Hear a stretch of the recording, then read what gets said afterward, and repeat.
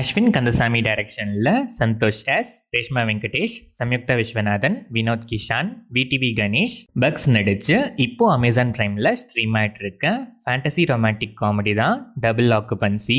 பிறக்கும் போதே ஒரே உடம்புல 2 உயிராக பிறக்கிறாங்க சந்தோஷ் எஸ்ஸும் ரேஷ்மா வெங்கடேஷும். அதாவது மார்னிங் 6ல இருந்து ஈவினிங் 6 வரைக்கும் ரேஷ்மா வெங்கடேஷாவும், ஈவினிங் 6ல இருந்து மார்னிங் 6 வரைக்கும் சந்தோஷ் எஸ்ஸாவும் இருக்காங்க.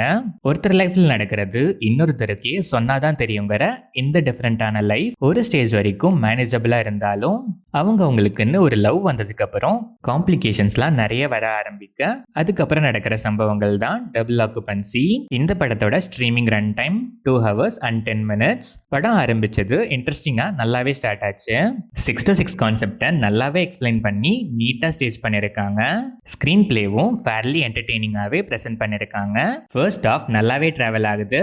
இன்டர்வல் பிளாக் ட்விஸ்ட் கொஞ்சம் இன்ட்ரெஸ்டிங்கா இருக்கேங்கிற ஃபீல் கொடுத்தாலும் செகண்ட் ஹாஃப்ல அதை ஹேண்டில் பண்ண விதத்துல நல்லாவே சொதப்பிருக்காங்க.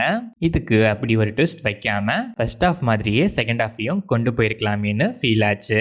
ஃபேண்டசி எலமெண்டாவே இருந்தாலும் ஃபர்ஸ்ட் ஆஃப் ஸ்கிரீன் பிளே அந்த எலமெண்ட்டை ஜஸ்டிஃபை பண்ற அளவுக்கு டீசெண்டா தான் இருந்துச்சு.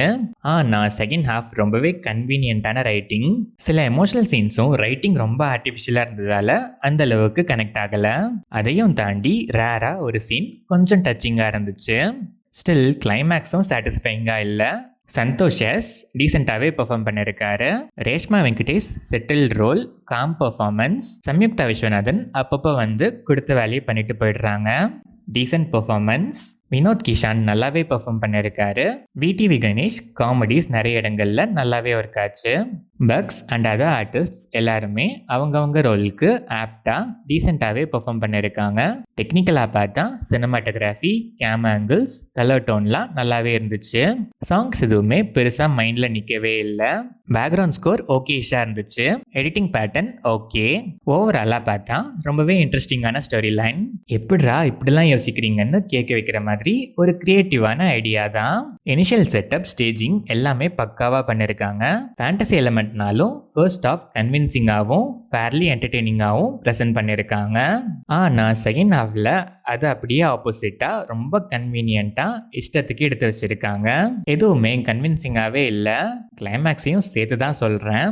ஃபர்ஸ்ட் ஹாஃப் மாதிரி செகண்ட் ஹாஃபையும் கன்வின்சிங்காக ப்ரெசென்ட் பண்ணியிருந்தா கண்டிப்பாக இது ஒரு நல்ல படமாகவே வந்திருக்கும்.